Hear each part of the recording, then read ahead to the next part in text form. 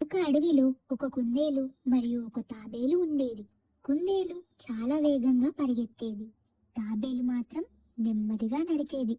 ఒకరోజు కుందేలు తాబేలును చూసి నవ్వుతూ చెప్పింది, నీ నడక ఎంత నెమ్మదిగా ఉందో, నాతో ఎప్పటికీ పోటీ పడలేవు. తాబేలు శాంతంగా చెప్పింది, వేగం మాత్రమే కాదు, పట్టుదల కూడా ముఖ్యం. నువ్వు నాతో ఎప్పుడూ పోటీ పడలేవు. నవ్వుతూ నేనొక పందెం వేస్తాను.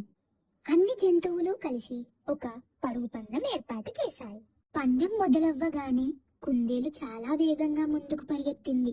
తాబేలు నెమ్మదిగా కానీ ఆగకుండా ముందుకు నడిచింది. కొంత దూరం వెళ్ళాక కుందేలు అనుకుంది, తాబేలు చాలా వెనుక ఉంది, కొంచెం నిద్రపోతాను. అలా కుందేలు ఒక చెట్టు కింద నిద్రపోయింది.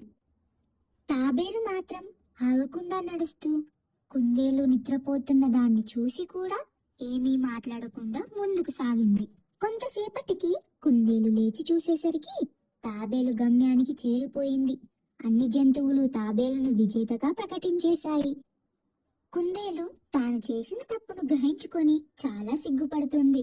అయితే పిల్లలు, ఈ కథ యొక్క నీతి ఏంటంటే, నెమ్మదిగా అయినా సరే కానీ ప్రయత్నిస్తే విజయం అనేది ఎప్పటికైనా సాధించవచ్చు.